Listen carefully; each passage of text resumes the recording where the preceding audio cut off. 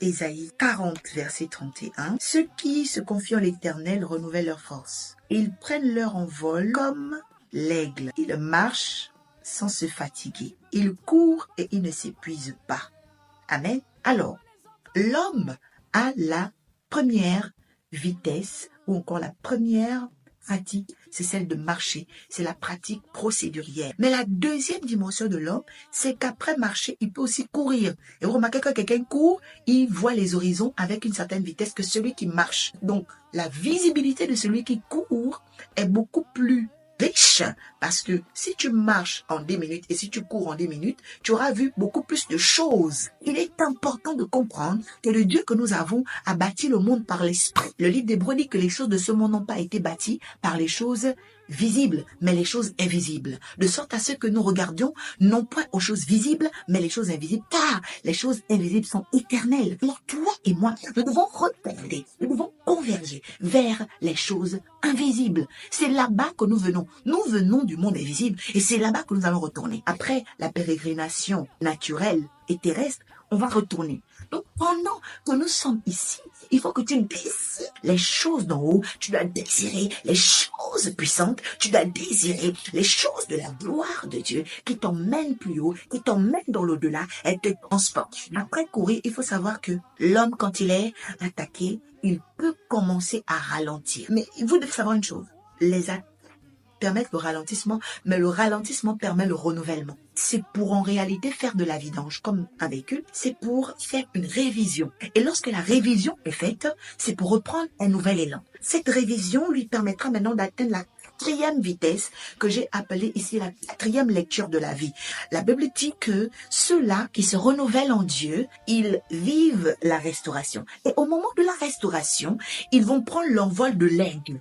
Bien aimé, la dimension de l'aigle, ça veut dire qu'on n'est plus sur la terre. Ça veut dire qu'on lâche prise. Ça veut dire qu'il y a des dimensions qui ne sont plus du commun des mortels qui vont arriver. On va se dire, mais comment tu as fait pour avoir un avion? Comment tu as fait pour avoir un jet privé? Comment tu as fait pour construire un immeuble? Mais c'est parce que tu as la dimension de l'aigle. Mais les personnes qui n'ont pas vu les combats que tu as eus dans le sombre chapitre de ta vie, les gens qui n'ont pas vu les combats des vidanges que tu as eu, parce que cette époque, Dieu est en train de te renouveler ton moteur. Il est en train de laver ton huile de moteur. Il est en train de vidanger ta vie. Bien aimé, laissez-moi vous dire une chose importante. Dieu a changé la vie de Salomon en une seule nuit. Il a reçu l'onction de prospérité et il est devenu prospère. Et c'est ta nuit de prospérité. La Bible dit que lorsque tu as l'esprit, bien aimé, tu appelles à l'existant les choses qui n'existaient pas. Elles rentrent dans ta vie, elles se matérialisent dans ta vie. C'est que lorsque vous avez la lecture de la quatrième dimension, la lecture de l'au-delà, la lecture du monde spirituel, en fait, qu'est-ce qui va se passer? Vous allez rentrer dans des facilités sociales. La facilité sociale, elle existe dans la quatrième dimension. Lorsque vous vivez dans l'esprit, les autres peuvent se battre pour quelque chose, mais vous n'allez pas vous battre. Non, vous n'allez pas vous battre. Regardez un peu dans le livre des Chroniques, de Chroniques 20, verset 20. La Bible dit qu'ils étaient en combat et Dieu leur a dit, positionnez-vous seulement là par Zachaziel et vous verrez la délivrance du Seigneur. Parce que Zachaziel avait la quatrième lecture. Il avait la lecture de l'au-delà. Tant que dans ta famille, quelqu'un n'a pas la lecture de l'au-delà, ta famille va patauger. Ta famille sera en retard. Que dans ton mariage, il n'y a pas la lecture de l'au-delà, ta famille va patauger. Or, ils ont eu la délivrance. La Bible dit que quand ils ont eu la quatrième lecture, la quatrième dimension, la délivrance a eu lieu.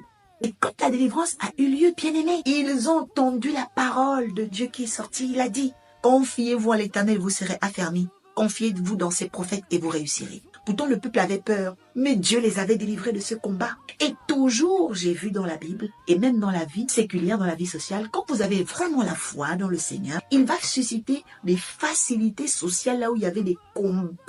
Alors j'appelle cela sur toi parce que tu as la foi aujourd'hui. La troisième dimension, lorsqu'il y a une quatrième lecture, la lecture de l'au-delà, tu auras la facilité sociale. Dans le social, il y a le travail.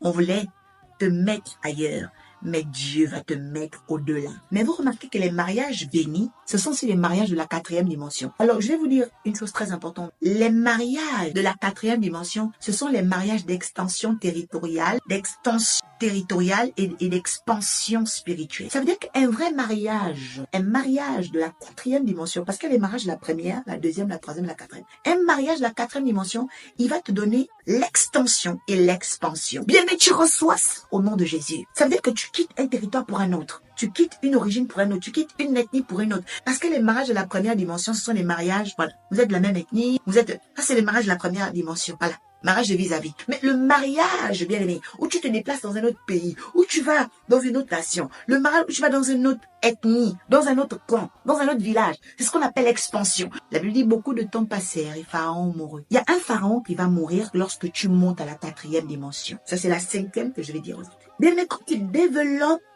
ton esprit à la 4e dimension, il y a forcément un Pharaon qui va mourir. Moïse était allé à la 4e dimension. Et en Israël, il faut savoir que en Israël, on étudie. Il y a 4 dimensions d'études. La première étude en Israël, c'est l'étude naturelle, qu'on appelle le Réfa. L'étude intellectuelle, d'accord, c'est ce qu'on appelle le Réfa. L'étude de l'âme, par le ressenti. Il y a des gens qui disent, oh, je sens ceci, je sens cela. Alors, ça, c'est le type d'étude, d'accord, par ce qu'on appelle le dérout, d'accord.